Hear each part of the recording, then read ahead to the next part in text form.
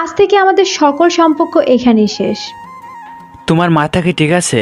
4 বছর ধরে নিজ হাতে করা রিলেশনশিপ আর তুমি শেষ করে দিতে চাচ্ছ?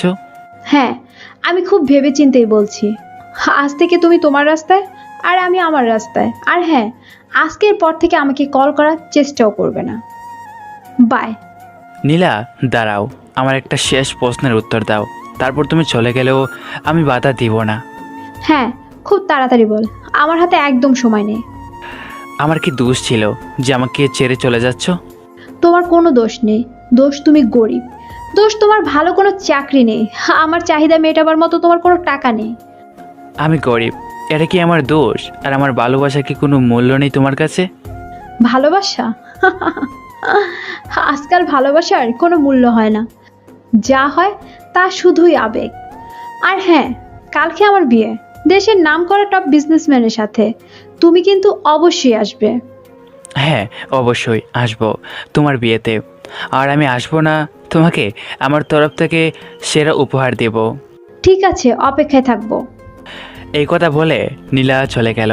আর আমি নীলার যাবার পথের দিকে তাকিয়ে নীরবে চোখের পানি ফেলছি এবং ভাবছি আমি গরিব, এটা আমার দোষ, যার জন্য নীলা আমাকে ছেড়ে চলে গেল। আপনারা কমেন্ট বক্সে বলবেন, গরিব হওয়া কি কোনো দোষের কিছু? আর হ্যাঁ, আপনাদের তো আমার পরিচয় দেয়নি। আমি হলাম মোহাম্মদ হৃদয় আহমেদ, আর যার সাথে এখন কথা বললাম সে হচ্ছে আমার প্রেমিকা অধরা ইসলাম নীলা। নীলার সাথে 4 বছর আগে আমার প্রথম দেখা হয় রেল স্টেশনে। তখনই আমার ওকে খুব ভালো লাগে, কিন্তু হঠাৎ ভিড়ের মাঝে হারিয়ে যায়। হয়তো ভাগ্য আমাদের জোড়া লাগাবে, তার জন্য আমার সিট নীলার সাথে পড়ে নীলার সাথে পড়ে সিটে বসার পর নীলা আমাকে প্রশ্ন করে। হ্যালো মিস্টার, আপনার নাম জানতে পারি? জি, আমাকে বলছেন? এখানে আপনি ছাড়া কেউ আছে নাকি? আমি মোহাম্মদ হৃদয় আহমেদ। আপনি? আমি নীলা, অধরা ইসলাম নীলা। তো কোথায় যাচ্ছেন? ঢাকায় যাচ্ছি বাবা মার স্বপ্ন পূরণের জন্য, ভালো একটা ভার্সিটিতে ভর্তি হওয়ার জন্যে। আমিও ঢাকা যাচ্ছি। তো আপনার বাবা মা কি করেন? বর্তমানে পৃথিবীতে নেই। মানে? কিছুদিন আগে একটা দুর্ঘটনায় তারা আর বলতে পারলাম না, চোখ দিয়ে অজুরে পানি পড়তে লাগলো। সরি, আসলে আমি আপনাকে কষ্ট দিতে চাইনি। যার জীবনটা কষ্টের মহা কারখানা, তাকে আর নতুন করে কি কষ্ট দেবেন? এরপর আরও অনেক বিষয় কিছু কথা বলতে বলতে আমাদের গন্তব্যস্থান ঢাকায় পৌঁছে গেলাম। নেমে গেলাম জীবনযুদ্ধে। হ্যাঁ, এটাই আসল জীবনযুদ্ধ। নিজে ইনকাম করে নিজের পড়ালেখা সহ যাবতীয় খরচ নিজে জোগাড় করতে হয়। এখন আমি বুঝি যে পৃথিবীতে বেঁচে থাকার দ্বিতীয় অক্সিজেন হচ্ছে মা বাবা। এসব কাহিনী কথা চিন্তা করে হাঁটতেছি, হঠাৎ পিছন থেকে একজন ডাক দিল। হৃদয় বলে। পিছনে তাকাতে আমি অবাক। পিছনে ছিল? আমি পেছনে তাকিয়ে তো অবাক, কারণ পেছনে ছিল আমার স্কুল জীবনের ছোটবেলার বন্ধু আপন। আমি তো আপনকে দেখে জড়িয়ে ধরেছি। কি ব্যাপার দোস্ত, তুই ঢাকাতে কেন? আঙ্কেল আন্টি কেমন আছে? বাবা মার কথা শুনে ওর সামনে আমি কান্না করতেছি। কি ব্যাপার, তুই কান্না করছিস কেন? আমাকে বল, কি হয়েছে? তারপর আপনকে আমার জীবনের সব কথা বললাম, আর বাবা মার অ্যাক্সিডেন্টের ব্যাপারে বললাম। আপন শুনে আমাকে সান্ত্বনা দিয়ে বলল, তোকে সবসময় শক্ত থাকতে হবে এবং মন দিয়ে পড়ালেখা করে তোর বাবা মার স্বপ্ন পূরণ করতে হবে। তার জন্য যত সহযোগিতা প্রয়োজন আমি করব। এখন চল, আমার বাসায় তোকে দেখলে মা নিশ্চয়ই খুব খুশি হবে। হ্যাঁ চল, তোদের মতো বন্ধু থাকলে একজন মানুষের পক্ষে অসম্ভব কিছুই থাকে না। তারপর আমি এবং আপন দুজন মিলে আপনদের বাড়িতে গেলাম। আন্টি তো আমাকে দেখে মহা খুশি এবং আমাকে তাদের সাথে থাকতে বলেছে। তারপর কিছুক্ষণ গল্প করার পর আন্টি বলল, আপন, হৃদয়কে নিয়ে তোর রুমে গিয়ে ফ্রেশ হয়ে আয়, আমি খাবারের ব্যবস্থা করছি। তারপর ফ্রেশ হয়ে খাবার খেয়ে সেই দিনের মতো ঘুমিয়ে গেলাম। পরদিন সকালবেলা উঠে আপনের বাবার সাথে কথা বললাম। আপনের বাবা খুব ভালো মানুষ, সেও আমাকে দেখে খুশি হয়েছে। আমি মনে মনে চিন্তা করলাম, যাক, মাথা গোজার স্থান তো হয়েছে, এবার পড়ালেখার খরচ চালাতে কোনো কিছু করতে হবে। তারপর খাবার খেয়ে আপনের সাথে ভার্সিটির দিকে যাচ্ছি। এমন সময় আবারও নীলার সাথে দেখা। হাই, কেমন আছেন? আলহামদুলিল্লাহ ভালো, আপনি? ভালো। তা আপনার সাথে উনি কে? আমার বন্ধু আপন। আর আপন ইনি হচ্ছে নীলা, ট্রেনে দেখা হয়েছিল। হাই নীলা। হাই। তো এবার যাওয়া যাক। আপনকে উদ্দেশ্য করে বললাম। তারপর ভার্সিটি থেকে ভর্তি হয়ে বাড়িতে ফিরলাম। আসলে আমার রেজাল্ট ভালো থাকায় এত ব্যাগ পোহাতে হয়নি। আপনের সাথে ঘোরাফেরা করতে করতে আজকের দিন খুব ভালোভাবে শেষ হয়ে গেল। রাতে খুব তাড়াতাড়ি খাবার খেয়ে ঘুমিয়ে পড়লাম, কারণ কালকে থেকে আমার ক্লাস শুরু। আর হ্যাঁ, আপনও আমার সেম ইয়ার, ওর ক্লাস আছে, তাই আমার সাথে আপনও ঘুমিয়ে পড়লো। পরদিন খুব তাড়াতাড়ি উঠে খাবার খেয়ে আপনার সাথে ভার্সিটিতে পৌঁছালাম। তারপর ক্লাসে ঢুকে আপনার সাথে বসে আছি, এমন সময় পিছন থেকে কে যেন বলে উঠল, আপনি এখানে? পিছনে তাকাতেই আমি আবারও 333 ভোল্টের শক খেলাম। আপনি এখানে? কেন, আসতে মানা নাকি? তা হবে কেন, আগে কখনো দেখিনি তো, তাই জিজ্ঞাসা করলাম। আপনি কি এখানে আগে থেকে পড়েন? হুম। তাহলে আপনাকে ছিল না কেন?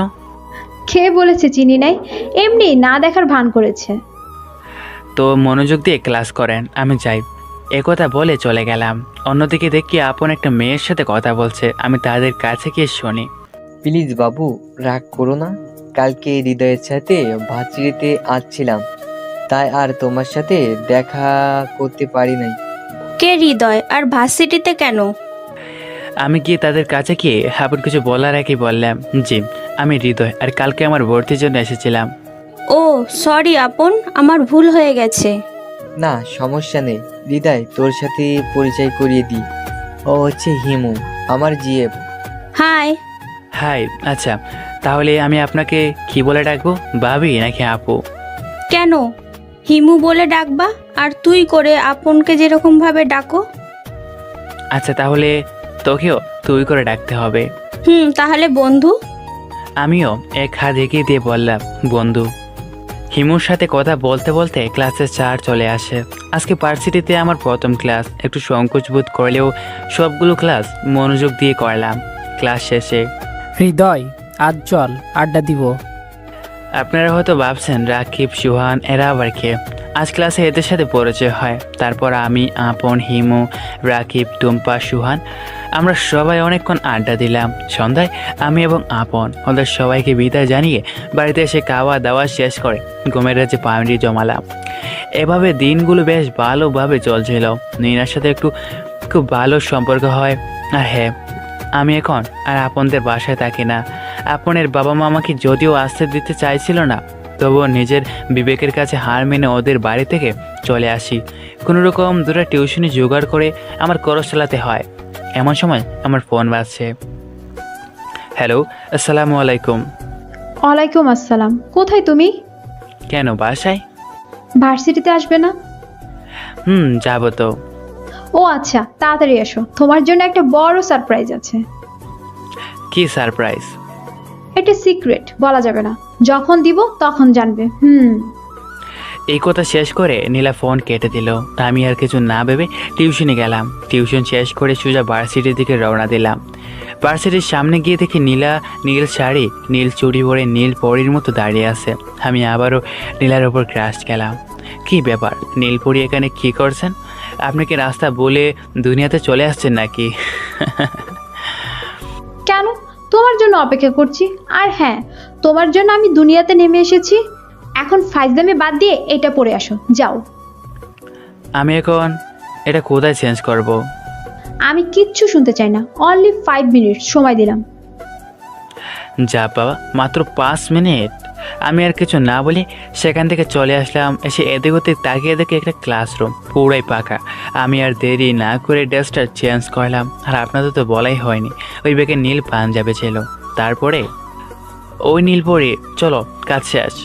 আমার থেকে এমনভাবে তাকিয়ে আছে, বিশ্বাস করেন পাঠক ভাইয়েরা, মনে হয় আমি এলিয়েন। ওই কি হলো, আমি কি এলিয়েন না ভিন গ্রহের প্রাণী যে এমনভাবে তাকিয়ে আছো কিছু না বলে? চলো, দেরি হয়ে যাচ্ছে। চলো। একথা বলে নীলা একটা রিক্সা ডাক দিল। আই মামা, যাবেন? কোথায় যাবেন? কানন পার্ক। চলেন। এই উঠো। আমি আর কিছু না বলে সরাসরি রিক্সায় বসে পড়লাম। তোমাকে নীল পাঞ্জাবিতে বেশ ভালো লাগছে। তাই নাকি? তোমাকে ও নীল শাড়িতে বেশ মানিয়েছে। তোমার জন্য। কি আমার জন্য মানে? বুঝলাম না। তোমার মানে বুঝতে হবে না, যখন সারপ্রাইজ পাবে তখন ঠিকই বুঝবে। এখন আর একটাও কথা বলবা না। ঠিক আছে, আমি আর কিছু বললাম না। এমন সময় রিক্সাওয়ালা মামা বলল, মামা নামেন, চলে এসেছে আপনার গন্তব্যের জায়গায়। আমি আর নীলা নামলাম। নেমে আমি ভাড়া দিতে গেলে নীলা বলে উঠল, এই, তোমাকে দাঁড়িয়ে থাকতে বলছি না? ভাড়া কি দিতে বলছি? আমার কথা না শুনলে? থাক, আর বলতে হবে না, বুঝেছি। তুমি ভাড়া দিয়ে রিক্সাওয়ালা মামাকে ধন্য করো। আর কথা না বাড়িয়ে নীলা রিক্সা ভাড়া মিটিয়ে দিল। তারপর হাঁটতে হাঁটতে পার্কের গেটের সামনে আসতেই নীলা আমাকে বলে উঠল, দাঁড়াও। কেন, ভেতরে যাবে না? ভেতরে যাব না কখন বললাম, কিন্তু এভাবে না। আর কিছু না বলে কোথা থেকে যেন একটা কালো কাপড় নিয়ে এসে নীলা আমার চোখ দুটো বেঁধে দিল। এবার চলো। আমিও ভদ্র ছেলের মতো ওর দেখানোর প্রতি হাঁটতে শুরু করলাম। কিছু দূর যাওয়ার পর শুনি আপন, হিমু, রাকিব, সোহান, অন্তর এরা আমার উপর ফুল জাতীয় কিছু ছুঁড়ে মারছে আর বলছে, happy birthday to you, happy birthday to you my best friend Hridoy. আমি তো এদের কার্যকলাপ দেখে অবাক। তাড়াতাড়ি চোখ থেকে কাপড় সরিয়ে দেখি আমার চারপাশে ফুল দিয়ে সাজানো এবং আমার সামনে একটা জন্মদিনের কেক। তোদের সবাইকে অনেক ধন্যবাদ বন্ধু, আমাকে আমার একটা সারপ্রাইজ দেওয়ার জন্য। আরে আমরা এসব কিছুই করিনি, এই সব কিছু নীলা করেছে। সব ধন্যবাদ তুই নীলারে দে, আমরা তো শুধু তোর জন্মদিনের অতিথি মাত্র। আজকে যে তোর জন্মদিন সেটাও তো আমরা জানতাম না, বরং নীলাই আমাদেরকে জানিয়েছে।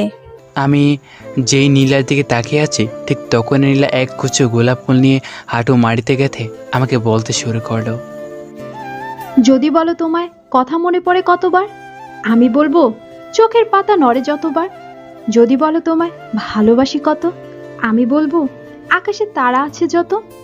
হবে কি আমার জোছনা রাতে তারাগুনার সাথে, কথা দিলাম সারা জন্ম রাখবো তোমায় আমার কাছে বাঁধি।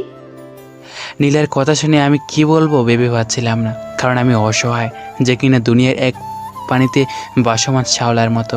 আমার ভাবনায় চেদ করিয়ে আপন বলল, কি হলো, চুপ করে আসিস কেন? আমার দ্বারা এইসব কিছু সম্ভব নয়। নীলা দাঁড়িয়ে বলতে শুরু করলো, কেন সম্ভব নয়? কি নেই আমার? টাকা পয়সা গাড়ি বাড়ি সব আছে, শুধুমাত্র তোমাকে ভালোবেসেছি, এটাই কি আমার দোষ? সেই দিন ট্রেনে যখন আমাদের দেখা হয়, সেই দিন থেকে আমি তোমাকে ভালোবেসে ফেলেছি। আমাদের ভাগ্যের এমন এক পর্যায়ে এনেছে যে তোমার সাথে আমাকে আজকের এই পরিস্থিতি আনতে বাধ্য করেছে, তবুও তুমি না বলছো। তুমি যে কথাগুলো বললে তার কোনো জবাব আমার কাছে নেই, কারণ আমিও তো সেই প্রথম থেকেই ভালোবেসে ফেলেছি। মনে মনে বললাম। আমি আর কিছু না বলে সেখান থেকে বাসায় চলে আসলাম। পেছন থেকে নীলা, হিমু, আপন, সুহান অনেকবার ডেকেছে, কিন্তু আমি শুনিনি, কারণ এখানে থাকলে হয়তো আমি আমার চোখে পানি ধরে রাখতে পারবো না। আজ নিজেকে অনেক বড় অসহায় লাগছে। যাকে ভালোবাসলাম সে নিজে আমাকে প্রস্তাব দেওয়ার পর আমি তাকে প্রত্যাখ্যান করলাম, কারণ আমি গরিব একথা চিন্তা করে, আবার নিজের কেউ নেই একথা চিন্তা করে। সে যাই হোক, তাড়াতাড়ি বাসে এসে হাত মুখ দিয়ে একটা ঘুম দিলাম। এক ঘুমে পরের দিন সকালে ফোনের শব্দে ঘুম ভাঙে। ফোন হাতে নিয়ে দেখি নীলার 30+ কল। তার সাথে আপন, সুহান, হিমু, অন্তর তো আছে, আর নীলাও। নীলার নাম্বার থেকে 2টা SMS দেখলাম। সেখানে নীলা লিখেছে, তুমি যদি এবার ফোন রিসিভ না করো তবে আমি আত্মহত্যা করবো। এই মেসেজটা দেখে আমার মনের ভিতরে যেমন আটকে উঠল, ক্রিং ক্রিং শব্দ। কি রে, একটা মেয়ে তোকে প্রপোজ করছে বলে তুই নিজেকে মহান মনে করছিস, তাই না? আজ তোর জন্য নীলার মৃত্যুর সাজে পাঞ্জা লড়ছে।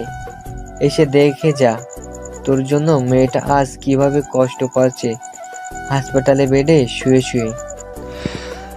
আপনার কথা শুনে আমার চোখ যেন আর থামছে না। আমি কিছু না শুনে হাসপাতালে দেখে এমন দৌড়তেছি যেন পাগলা কুত্তা আমাকে তাড়া করেছে।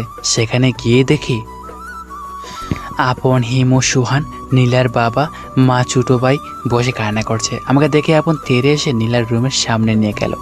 দেখ, তোর জন্য নীলার আজ এমন অবস্থা। আমি কোনো কিছু না বলে শুধু নীরবে চোখের পানি ফেলছি। তুই তো এটাই চেয়েছিলি, তাই না? আমি কিছু বলতে যাব ঠিক তখনই ডাক্তার বলতে শুরু করলো, এখানে নীলা নামের পেশেন্টের বাড়ির লোক আছেন কেউ? নীলার জ্ঞান ফিরেছে, আপনারা চাইলে দেখা করতে পারেন। ডাক্তারের কথা শুনে আপন, হিমু, সুহান ও নীলার বাবা, নীলার মা সাথে কথা বলার জন্য রুমে যায়। কিন্তু আমি বাদে। আমি মনে মনে ভাবছি কোন মুখ নিয়ে ওর সামনে যাব। তাই আড়ালে দাঁড়িয়ে নীলাকে একবার চোখের দেখে বাসায় চলে আসলাম। বাসায় এসে নামাজ আদায় করে মহান আল্লাহর পাকের দরবারে নীলার জন্য দোয়া করলাম। অন্যদিকে নীলার জ্ঞান ফেরার পর হসপিটালে। মা, কি হয়েছে তোর? তুই কি আমাদের কথা একবারও ভাবলি না? সরি বাবা, আর কোনোদিন এসব করব না, ভুল হয়ে গেছে। ঠিক আছে মা, তুই তোর বন্ধুদের সঙ্গে রেস্ট নে। আমি আর তোর বাবা তোর খাবার ব্যবস্থা করছি। একথা বলে নীলার বাবা মা সেখান থেকে চলে গেল। তোর কি মাথা খারাপ নাকি? হুট করে মানুষ কি এসব চিন্তা মাথায় আনে? কি করব বল, হৃদয়কে যে আমি আমার প্রাণের থেকেও বেশি ভালোবাসি। ও যখন আমাকে না বলে এবং পরে আমার ফোন রিসিভ করে না, তখন আমার মাথায় কাজ করে না, সম্পূর্ণ বন্ধ হয়ে গিয়েছিল। কি করতে কি করে ফেলেছি তা আমি নিজেও জানি না। দয়া করে আপনি একটু বাইরে যান, ওনার এখন বিশ্রাম নেওয়া প্রয়োজন। ঠিক আছে ডাক্তার। নীলা, আমরা এখন আসি, আবার পরে আসব। ঠিক আছে যা। আর হ্যাঁ, হৃদয়কে একটু আসতে বলবি, ওকে খুব দেখতে ইচ্ছে করছে। তারপরেও তুই ওকেই দেখতে চাইছিস, যে তোর নিজের জন্যই দায়ী। আসলে মেয়েরা একটু হিংসিটে বেশি হয়। কি বলেন আপনারা? দেখছেন কিভাবে আমার বদনাম করছে? হ্যাঁ, আমার মৃত্যু আসলো, আমার চোখে শুধু ওকেই দেখতে চাইবো। ও মা গো, টুরু লাভ। আচ্ছা ঠিক আছে, বল মুখনি। আর হ্যাঁ, এখন আমরা যাই, পরে আবার দেখা হবে। এই কথা বলে আপন, হিমু, সুহান নীলার কাছ থেকে বিদায় নেয় বিকেলবেলা। হ্যালো হৃদয়, কোথায় তুই? তাড়াতাড়ি ব্রিজের মাথায় মোড়টাতে চলে আয়, হসপিটালে যাব। না, আমি হসপিটালে যাব না। কেন? তুই কি চাস নীলা আবার বড় ধরনের কিছু করে বসুক? না, সেটা আমি কোনোদিনও চাই না। আমি ও নীলাকে অনেক ভালোবাসি, কিন্তু আমার অবস্থানের কথা চিন্তা করে ওর প্রস্তাবে আমি রাজি হইনি। আরে পাগল, যেখানে নীলা এর সম্পর্কে খুশি সেখানে তুই কেন এসব নিয়ে চিন্তা করছিস? ঠিক আছে, নীলা যদি এ সম্পর্কে খুশি থাকে তবে আমার কোনো আপত্তি নেই। তাড়াতাড়ি মরে আয়। আপন আর হিমু ওরাও চলে এসেছে। ঠিক আছে, তোরা 5 মিনিট অপেক্ষা কর, আমি 10 মিনিটে আসছি। 15 মিনিট পর। কিরে, এত দেরি হয় এইটুকু আসতে? আমার দিকে তাকিয়ে, ও মা, হিরো আপনি কি শুটিং স্পট থেকে ভুল করে চলে এসেছেন নাকি? দয়া করে একটা অটোগ্রাফ দিন না প্লিজ। কি করে দেব? আমার কাছে তো কলম নেই। ওই ঢং বাদ দে, তাড়াতাড়ি চল, এমনিতেই অনেক দেরি হয়ে গেছে। চল। হসপিটালে গিয়ে দেখি নীলার মা নীলাকে খাবারের জন্য জোর করছে, কিন্তু সে কোনো মতেই খাচ্ছে না। কি রে নীলা, খাবার খাচ্ছিস না কেন? এমনিতেই ভাল লাগছে না। তোমরা ভিতরে আসো, ওকে একটু বোঝাও তো, কখন থেকে কিছুই খাচ্ছে না। আমি ডক্টরের সাথে কথা বলে আসছি। ঠিক আছে আন্টি, আপনি যান, আমরা ওকে খাওয়াচ্ছি। এই কথা বলে নীলার মা চলে গেল। আপন, হিমু, সুহান ভিতরে গিয়ে নীলাকে বলতে শুরু করলো, ওই তুই আর কত কষ্ট দিবি নিজেকে? খাবারটা তাড়াতাড়ি খেয়ে নে। হৃদয় আসেনি? না। নীলা হিমুর মুখ থেকে না শব্দ শুনে উল্টা পাশে মুখ লুকিয়ে কান্না শুরু করলো। আর আমি গিয়ে নীলার হাত ধরতে আপনকে মনে করে বলতে শুরু করলো, আপন, আমার হাত ছেড়ে দে। যার জন্য আমি এত কিছু করলাম তারই মন পেলাম না। আমার আর বেঁচে থেকে। হেই পাগলি, তুই আমাকে ছেড়ে চলে যাবি? আমার কি হবে ভেবে দেখেছিস একবারও? আরেকবার এসব কথা বললে তোকেও মারবো, আমিও মারবো। নীলা আর কিছু না বলে শুধু কান্না করছে। এভাবে সারা জীবন আমার হাত ধরে রাখবে? কথা দাও। ঠিক আছে, কথা দিলাম, কিন্তু আমি তো গরিব। তো আমাকে নিয়ে রেস্টুরেন্টে যাওয়ার টাকা নেই? সমস্যা নেই, আমরা রাস্তায় খাবার খাবো। আমার কাছে তোমাকে কোনো গিফট দেওয়ার মতো টাকা নাই। সমস্যা নেই, আমার হাতটা ধরে রেখো। আমার কাছে কোনো দামি গাড়ি বা দামি বাইকও তো নেই। সমস্যা নেই, একসাথে কোনো এক রাস্তায় হাত ধরে হেঁটে যাব। তুমি কি সত্যি আমাকে এত ভালোবাসো? আমার জীবন থেকেও বেশি। যে নীলাকে জড়িয়ে ধরতে যাব ঠিক তখনই আপন বলতে শুরু করলো, আরে ভাই আস্তে, আমরা কিন্তু তোদের পাশে আছি, যা করার পরে কইরেন। আপনের কথায় নীলা লজ্জায় লাল হয়ে গেছে। বিশ্বাস করেন পাঠক ভাইয়েরা, নীলাকে অবস্থায় কোনো স্বর্গের থেকে উড়ে আসা অপসরের মতো লাগছে। আমি দেখে আবার প্রেমে পড়ে গেলাম। ওই হালা, কম করে দেখ, ও তো আর উড়ে পালিয়ে যাচ্ছে না। তারপর আরও কিছু আর নীলার কাছ থেকে সন্ধ্যায় বাসে চলে আসলাম। আর নীলাকেও তাদের বাড়িতে পাঠিয়ে দিলাম, কারণ আগের থেকে সুস্থ হওয়ার জন্য ডাক্তার নীলাকে রিলিজ করে দেয়। আর এভাবে আমাদের লাভ স্টোরি চলতে থাকে। 4 বছর বুঝেছি নীলা আমাকে অনেক ভালোবাসে। কেউ ছাড়া থাকতে পারতাম না। একদিন ওর সাথে কথা না বলে মনে হতো যেন 1 বছর থেকে আমাদের কথা হয়নি। আর আপন হিমু সুহান সবসময় আমাকে সাহায্য করছে। সব কিছু ঠিকঠাক চলছিল। নীলার সাথে হাতে হাত রেখে ঘুরতে যাওয়া, ফুচকা খাওয়া, ওর সাথে রাতভর কথা বলা, চ্যাটিং করা, সব মিলিয়ে খুব ভালোভাবে আমাদের দিন চলছিল। কিন্তু হঠাৎ একদিন নীলা আমাকে খুব সকালে ফোন দেয়।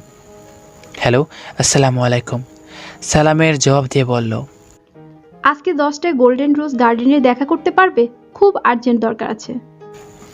ঠিক আছে, আমি সময় মতো চলে আসব। আমি আর কিছু বলতে যাব, ঠিক তখনই ফোনটা কেটে দিল। আমি তাড়াতাড়ি ঘুম থেকে উঠে ফ্রেশ হয়ে নীলার দেওয়া ঠিকানা মোতাবেক গোল্ডেন রোজ গার্ডেনে গিয়ে দেখলাম। আগামী পর্বে দেখবেন। নীলার কথা মতো গোল্ডেন রোজ গার্ডেনে গিয়ে দেখি নীলা আমার জন্য আগে থেকে অপেক্ষা করছে।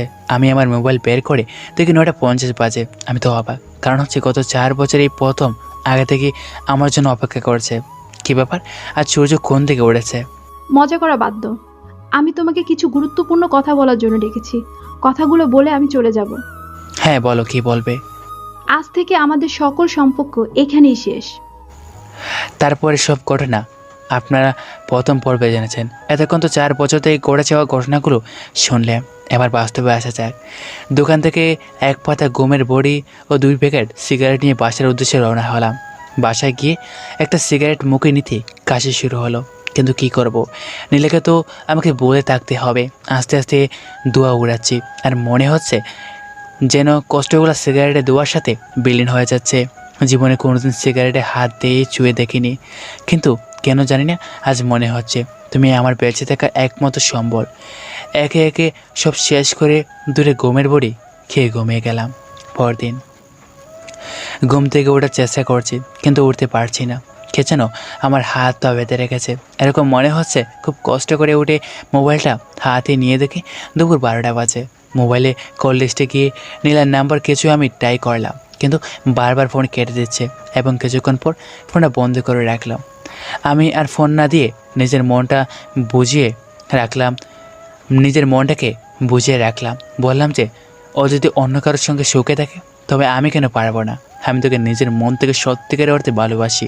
ও সুখে থাকলে আমার সুখ থাকা হবে।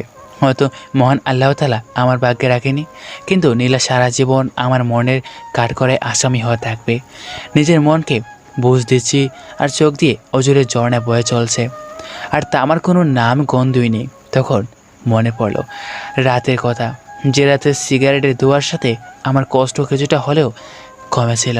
তো সিগারেট আনার জন্য যে বাইরে বের হব, ঠিক তখনই দরজা খুলে দেখি আমার চাচা বাইরে দাঁড়িয়ে আছেন। কী ব্যাপার, আপনি এখন কি করছেন? আমি বেঁচে আছি কিনা মরে গেছি তা দেখতে এসেছেন, নাকি মরিনি জানতে মারতে এসেছেন? বাবারে, আমাকে ক্ষমা করে দে। আমি আমার ভুল বুঝতে পেরেছি, তাই তোর বাবার যত সম্পত্তি ছিল সব আমি তোর নামে দিয়েছি। তুই আমাকে ক্ষমা করে দে বাবা। একথা বলে যে চাচা আমার পা ধরতে যাবে। ছি ছি, কী করছেন আপনি চাচা? আপনি আপনার ভুল বুঝতে পেরেছেন, সেটাই বড় কথা। হ্যাঁ রে বাবা, আমি তোর সঙ্গে খুব বড় অন্যায় করেছি, যার জন্য হয়তো মহান আল্লাহ তাআলা আমাকে এত বড় শাস্তি দিয়েছেন। কি হয়েছে আপনার চাচা? তোর বাবার সকল সম্পত্তি আমি চালাকি করে নিয়ে সেই দিন তোকে বাড়ি থেকে বের করে দিছি। তার কিছুদিন পরে জানতে পারি যে আমার ব্রেন ক্যান্সার হয়েছে। আমি আর এই পৃথিবীতে কিছুদিনের অতিথি মাত্র। না চাচা, আমি আপনার কোনো কিছু হতে দেব না। আমি আপনাকে দরকার পড়লে সারা পৃথিবী ভালো ভালো ডাক্তার নিয়ে এসে অপারেশন করার, তবুও আমি আপনাকে মারতে দেব না। আমার হাতে আর সময় নেই। চল, তোকে তোর সম্পত্তি সকল দায় দায়িত্ব দিয়ে আমি শান্তিতে মরতে চাই। আপনি এসব কথা বলবেন না প্লিজ। ঠিক আছে, বলবো না, চল। তারপর আর কোনো কিছু না বলে বাইরে বের হয়ে দেখি আমার সবচেয়ে প্রিয় গাড়ি। তারপর গাড়ির ভিতরে গিয়ে আমি আর চাচা বসলাম, আর গাড়ি তার আপন গতিতে চড়তে শুরু করলো। আর হ্যাঁ, আপনাদের তো বলাই হয়নি আমি গরিব না। আসলে আমার বাবা ছিল বাংলাদেশের একজন টপ বিজনেসম্যানের মধ্যে একজন। এটা শুধু গল্পে কেউ সিরিয়াস নেবেন না। আসলে আমার বাবা অ্যাক্সিডেন্টের পর সকল সম্পত্তি আমার চাচা আত্মসাৎ করে আমাকে বাড়ি থেকে বের করে দেয়। তারপর আপনারা সবই জানেন। আবার জীবযুদ্ধ সম্পর্কে তো যাই হোক, আপনার সাথে কথা বলতে বলতে আমার গন্তব্যস্থানে পৌঁছে গেছি। চাচা নামেন। হ্যাঁ। গাড়ি থেকে নেমে আমি আর চাচা আমাদের ফ্যাক্টরির দিকে এগিয়ে চললাম। তখন কিছু শ্রমিক আমার দিকে এমনভাবে তাকিয়ে আছে যেমন যেন কোনো অজানা ভয়ের প্রাণী। ওর দিকে তোমাদের এভাবে তাকিয়ে থাকার প্রয়োজন নেই। আজ থেকে এই এইচকেবি গ্রুপের একমাত্র উত্তরাধিকারী হচ্ছে মোহাম্মদ হৃদয় আহমেদ। আর আমি ঘোষণা করলাম, আজ থেকে হৃদয় হচ্ছে তোমাদের নতুন এমডি। চাচার কথা শুনে সকল শ্রমিকরা আমাকে হাততালি দিয়ে স্বাগতম জানালো। যে আমি চাচার পা ধরে সালাম করতে যাব তখন চাচা মাথা ঘুরে পড়ে যায়। চাচা কী হলো আপনার, কথা বলছে না কেন? তারপর দুজন মিলে দৌড়াদৌড়ি করে চাচাকে হসপিটালে নিয়ে আসলাম। চাচাকে দেখে ডাক্তাররা বলল, তা শুনে আমার মাথায় আকাশ ভেঙে পড়লো। দেখুন মিস্টার হৃদয়, আপনার চাচার অনেক দিন ধরে ব্লাড ক্যান্সার। আমাদের হাতে আর কোনো সময় নেই, আপনি আমাকে ক্ষমা করে দেবেন। আর হ্যাঁ, ওনার জ্ঞান ফিরেছে, আপনারা চাইলে দেখা করতে পারেন। ডাক্তার বলল। আমি আর দেরি না করে দৌড়ে চাচার কেবিনের দিকে চলে গেলাম। আমাকে দেখে চাচা বলতে শুরু করলো, বাবারে, আমি জানি আমার আর সময় বেশি নেই। হয়তো আমি তোর সাথে অনেক অন্যায় করেছিলাম, কিন্তু তুই আমাকে ক্ষমা না করলে কেউ আমাকে ক্ষমা করতে পারবে না। তোর বাবা খুব ভালো মানুষ ছিল। আমি যে তার বন্ধু ছিলাম সেটা কোনোদিনই মনে করিনি, বরং আমাকে তার নিজের ভাইয়ের মতো দেখতো। মৃত্যুর সময় তোর কাছে একটা অনুরোধ, তুই আমাকে ক্ষমা করে দে। চাচার কথা শুনে কেন জানি না আমার খুব কষ্ট হয়েছে। সে হয়তো আমার সাথে অন্যায় করেছিল, কিন্তু সে তো তার ভুল বুঝতে পেরেছে। আমার উত্তর দেওয়া দেরি দেখে চাচা আবার বলতে লাগলো, কি রে, কি হলো? কিছু বলছিস না কেন? চাচা আপনি কি বলছেন? সন্তানের কাছে কি পিতা কোনো দোষ করতে পারে? যদিও আপনি আমার বাবার বন্ধু ছিলেন, কিন্তু আমি সবসময় আপনাকে আমার নিজের চাচা মনে করতাম।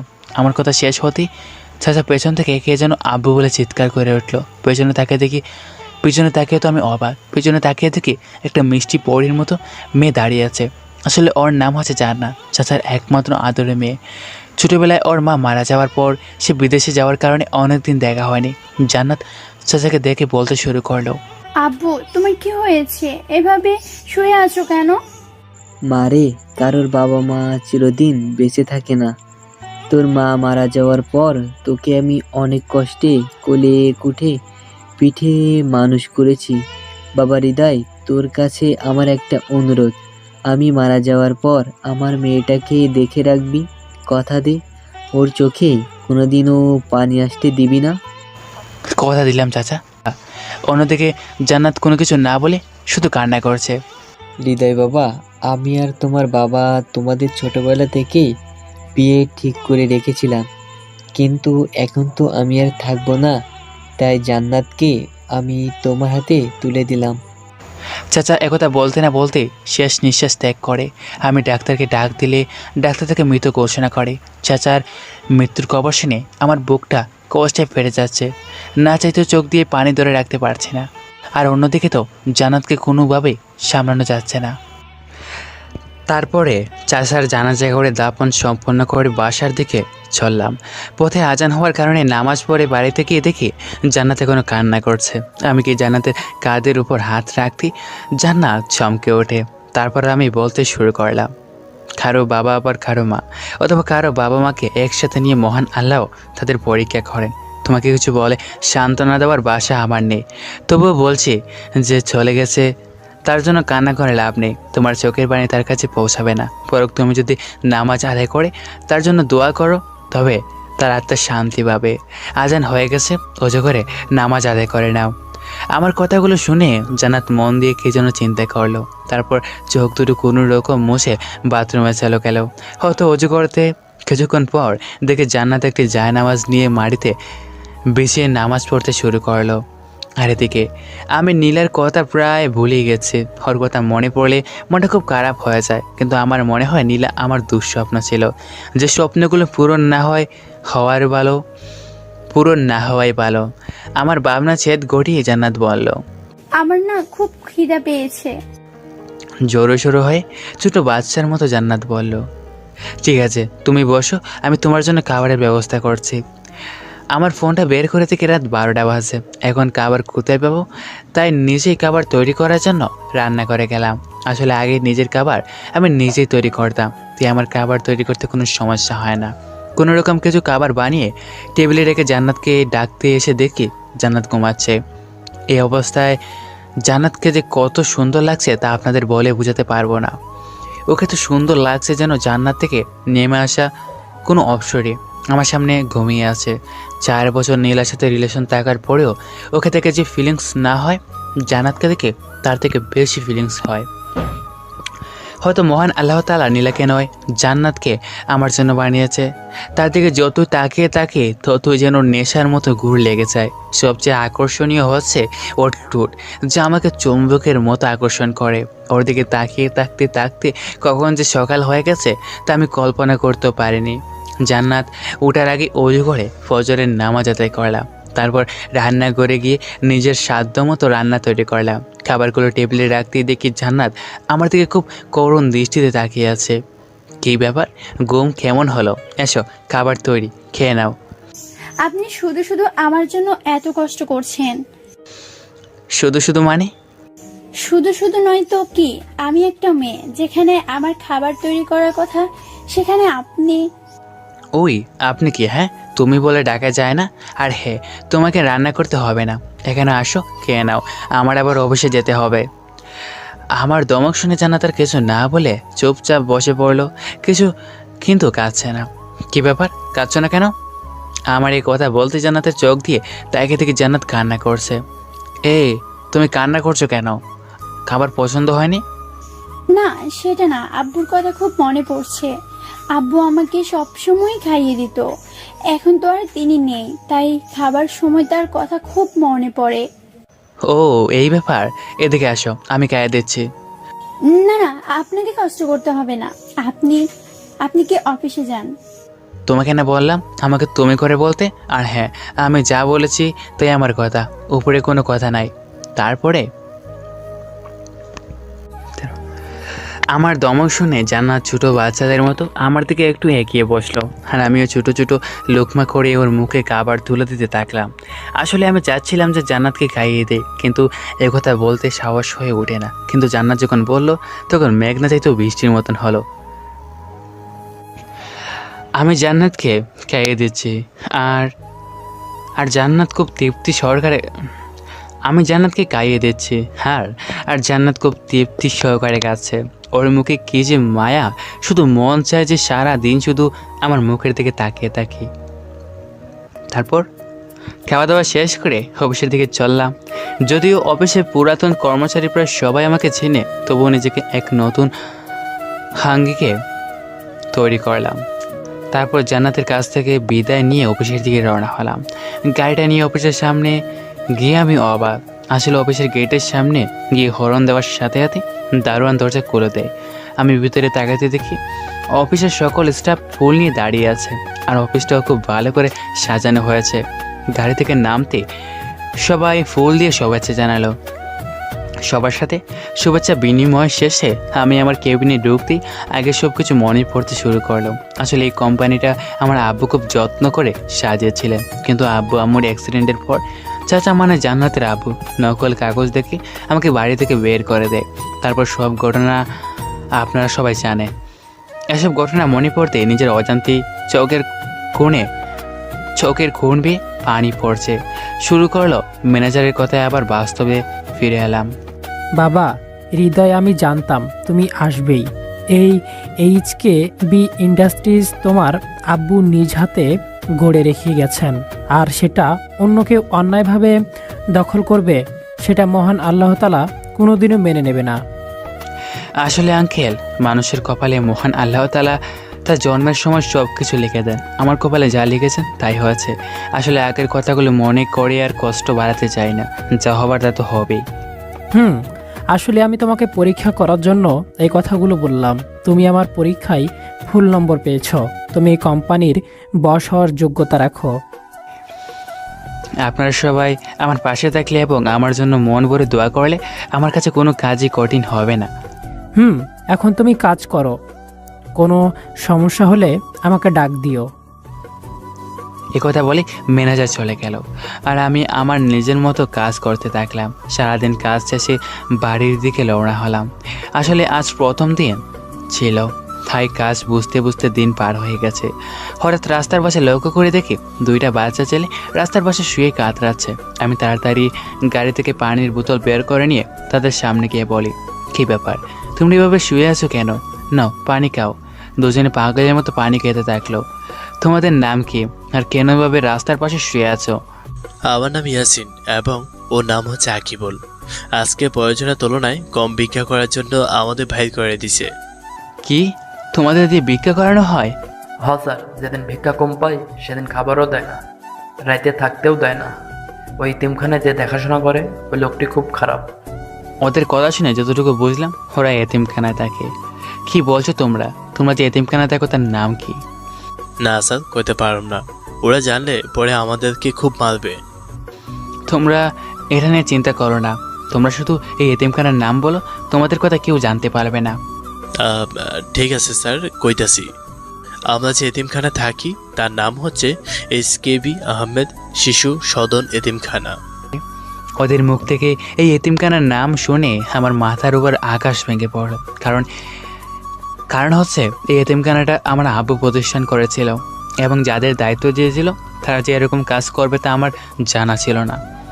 কি বলছো তোমরা? চলো আমার সাথে, দেখি কে তোমাদের দিয়ে ভিক্ষা করায়। আজ তাকে উচিত শিক্ষা দেব। না স্যার, আমরা যেতে পারবো না। ওরা যদি জানে যে আমরা আপনাকে এইসব বলছি তাহলে আমাদেরকে আর খেতে দেবে না, আর থাকতেও দেবে না ওখানে। তোমরা কোনো চিন্তা করো না, দেখো আমি কি করি। ওরা তাকে সেখানে নাকি তোমরা সেখানে দেখো, সেটা পরে দেখবে। একথা বলে আকিবুল এবং ইয়াসিনকে গাড়িতে তুলে এতিমখানার দিকে চললাম।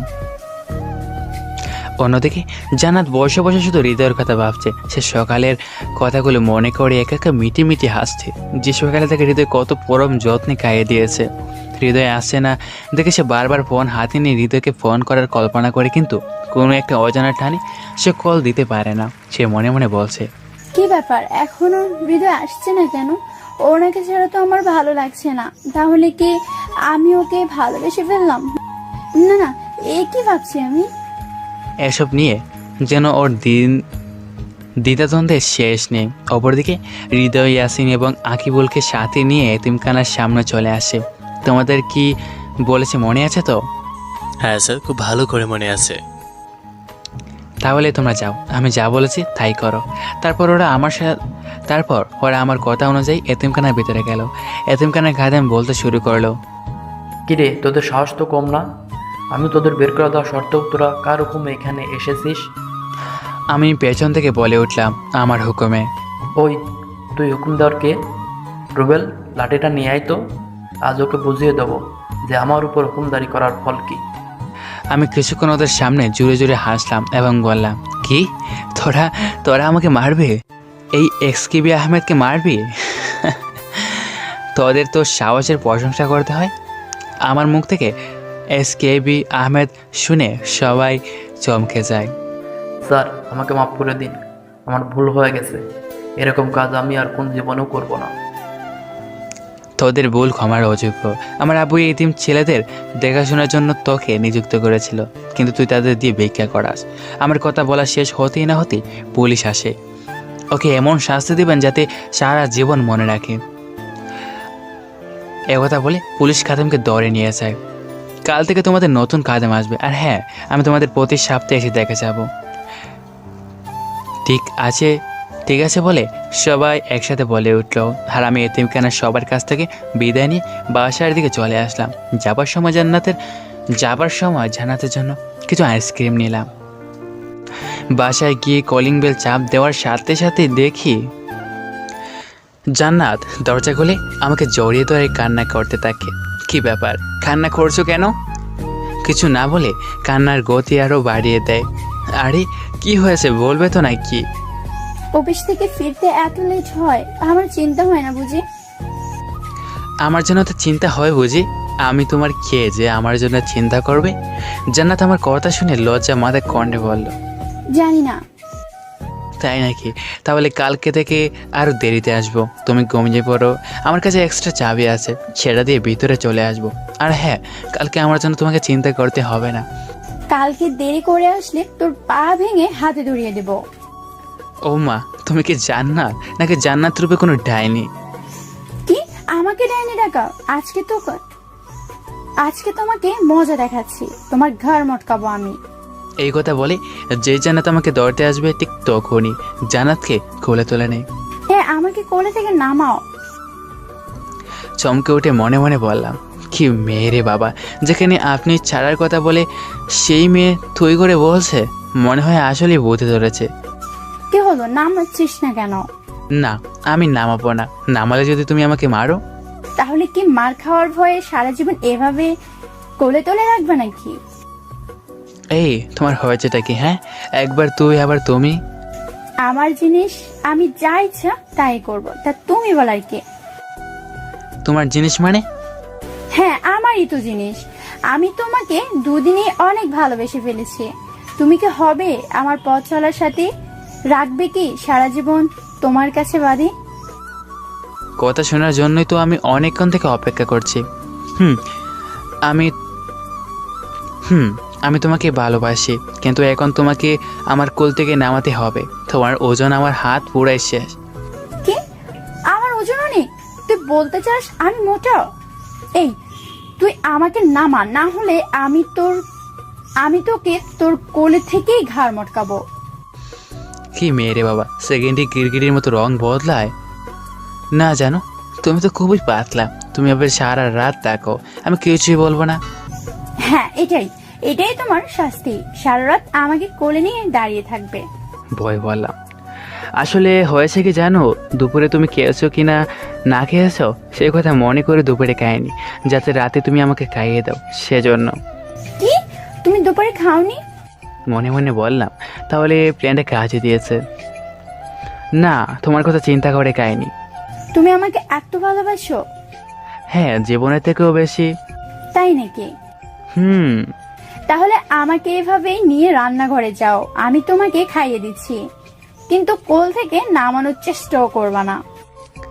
কিন্তু আমাকে আর বলতে না দিয়ে। কোনো কিন্তু না, যা বলছি তাই হবে। আর হ্যাঁ, আমিও দুপুরে খাইনি। জানো, আমার শাস্তিটা কি কোনোভাবে কমে দেওয়া যায় না? তোমার শাস্তি আমি কমিয়ে দেব যদি তুমি আমাকে খাইয়ে দাও। সে আর বলতে, আমি তোমার কথা রাজি। ঠিক আছে, এখন আমাকে নামিয়ে দাও। যাক বাবা, অবশেষে ডাইনির হাত থেকে বাঁচলাম। তুমি কি আমার নামে কিছু বললা? না, আমি আবার তোমার নামে কি বলবো? না বললেই ভালো। এখন চলো, তুমি টেবিলে বসো, আমি খাবার নিয়ে আসছি। একথা বলি জানাত আবার খাবার আনতে রান্না করে চলে গেল। আর আমি ভাবছি কি থেকে কি হয়ে গেল। আসলে বাস্তবতা অনেক কঠিন, মুহূর্তের মধ্যে রং পরিবর্তন হয়। এসব ভাবছি তখন জান্নাত খাবার এনে। কোথায় হারিয়ে গেলে? না, আসলে ভাবছি বাস্তবতা অনেক কঠিন, তাই না? এখন আর ওসব নিয়ে ভাবতে হবে না। আমার অনেক ক্ষুধা পেয়েছে, খাইয়ে দাও। বলে টেবিলে দেখে তাকিয়ে অবাক। টেবিলের ওপর তাকিয়ে দেখি বাহারি রকমের তরকারি এবং বাহারি রকমের পিঠা সহ আরও অনেক কিছু। কি হলো, শর্তের কথা কি ভুলে গেলে নাকি? এগুলো এত সব কে রান্না করলো? কেন, আমি বিদেশে যখন খালার বাসায় ছিলাম তখন খালার কাছ থেকে এসব রান্না শিখেছি। আমি আর কিছু না বলে জান্নাতকে খাইয়ে দিতে লাগলাম। জান্নাত আমাকে খাইয়ে দিচ্ছে। বিশ্বাস করেন পাঠক ভাইয়েরা, খাবারগুলো অনেক টেস্ট হয়েছে। যদিও আপনার কে দেখতেন তাহলে বুঝতেন। আমাদের লেখক সাহেব বলছেন, খুব তো বড় বড় কথা বলছিস আমার গল্পে এসে। জীবনের কোনো দিন প্রেমিক করতে পারলি না, আর প্রেমিকার হাতে খাওয়া তো দূরের কথা। আবার পাঠক ভাইদেরকে বলছে, ওরা যদি খাবার কে দেখতো তাহলে খাবারের টেস্ট তার বুঝতো। আরে লেখক ভাই, গল্পে যখন নায়ক বানিয়েছে তখন পাঠকদের সাথে একটু মজা করে লাগবে না? আর হ্যাঁ, সম্মানিত পাঠক ভাইয়েরা, আপনাদের সবাইকে আমার বাসায় দাওয়াত রইল, সবাই মনে করে আসবেন কিন্তু। এই তুমি কার সাথে কথা বলছো? না মানে কার সাথে না, তুমি খাও। তুমিও নাও। তারপর খাওয়া দাওয়া শেষ করে জান্নাতকে বললাম, যাও তাড়াতাড়ি ঘুমিয়ে পড়, কাল তোমাকে নিয়ে এক জায়গায় ঘুরতে যাব। চলো। একথা বলি আমি আমার রুমে চলে গেলাম, আর জান্নাত তার রুমে। কিছুক্ষণ পরে কি হয়েছে, এভাবে দরজা দেখাতে কি করছো কেন? হৃদয়, দরজা খোলো, তুমি তাড়াতাড়ি দরজা খোলো, আমি খুব ভয় পাচ্ছি। আমি গিয়ে আমার রুমের দরজা খুলতে জান্নাত বলতে শুরু করলো, আমার খুব ভয় করছে একা একা থাকতে। ভয়? কিসের ভয়? বাইরে বৃষ্টি হচ্ছে, খুব জোরে জোরে বিদ্যুৎ চমকাচ্ছে, এজন্য খুব ভয় করছে। আমি আজকে তোমার সাথে থাকবো। কি, আমার সাথে? হুম। একথা বললে জান্নাত আমার বিছানায় শুয়ে পড়লো। একে তুমি আমার বিছানায় শুয়ে পড়লে আমি কোথায় ঘুমাবো? কেন? আমার পাশে। না, আমি এটা পারবো না। কেন? তুমি একটা মেয়ে, তোমার সাথে আমার বিয়ে হয়নি, যদি কিছু হয় তাহলে আমি নিজেকে কখনো ক্ষমা করতে পারবো না। মাঝখানে একটা কোল বালিশ দিয়ে। নাও এবার শুয়ে পড়ো। মাঝখানে কোলবালিশ রাখলাম, এখন মনে করবে যে তোমার পাশে কেউ নেই। আমি আর কিছু না বলে শুয়ে পড়লাম। মাঝরাতে আমার মনে হচ্ছে কে যেন আস্তে বৃষ্টি আমাকে জড়িয়ে দৌড়ে আছে। চোখ খুলে দেখি জান্নাত কোল বালিশ ছেড়ে আমাকে দৌড়ে আছে। ওকে এভাবে দেখে আমার নিঃশ্বাসটা ক্রমশ বাড়ে হচ্ছে, নিজের উপর থেকে কন্ট্রোল হারিয়ে ফেলছি। কেমন যেন নেশার মতো লাগছে। ওর চুলের গ্রানে মাতালের মতো মনে হচ্ছে। ওর টুর দুটো আমাকে চুম্বকের মতো আকর্ষণ করছে।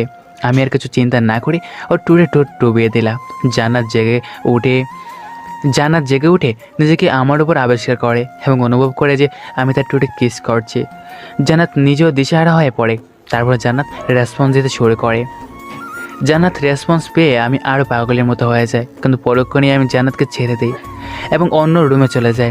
কারণ আমি চাই না ভালোবাসা নামক কোনো পবিত্র বন্ধনে কুৎসিত ছায়া পড়ুক। আমি জান্নাতকে ভালোবাসি, আর যদি নিজের পাগলামি বসে জান্নাতের সাথে কোনো খারাপ কিছু করে বসি তাহলে আমি নিজেকে কখনোই ক্ষমা করতে পারতাম না।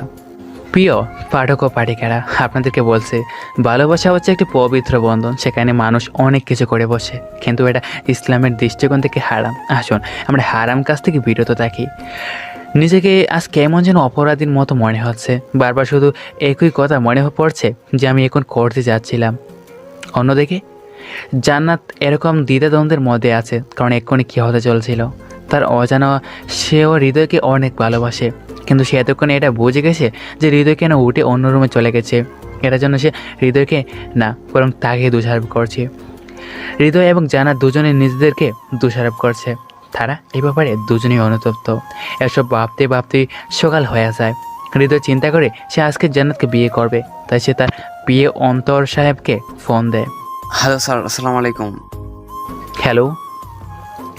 ওয়ালাইকুম আসসালাম। অন্তর সাহেব, আপনার কাছে একটা বিশেষ সাহায্যের জন্য ফোন দিলাম। স্যার এভাবে বলবেন না, আপনি নির্দ্বিধায় বলুন আপনার জন্য কি করতে পারি। তারপর আমি অন্তরকে আমার এবং জান্নাতের বিয়ের কথা বললাম এবং তাকে সকল কাজ বুঝিয়ে দিলাম।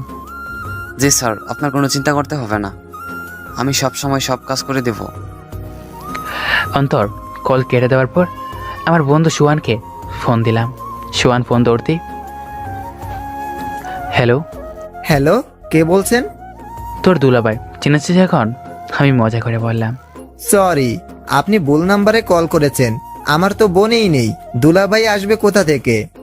একথা বলে সুহান যেই ফোনটা কেটে দিতে যাবে তখনই বললাম, আরে ভাই আমি হৃদয়, এবার চিনেছিস তো নাকি?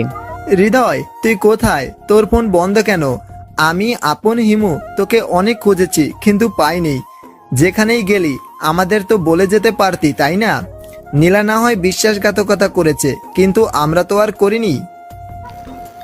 আসলে এটা হয়তো সত্যিকারের বন্ধুত্ব। আসলে ভাই সেদিন এমন পরিস্থিতি হয়েছিল যে তোমাদের বলার সময়টুকু পাইনি। কি এমন হয়েছিল যে আমাদের না বলে তুই চলে গেলি?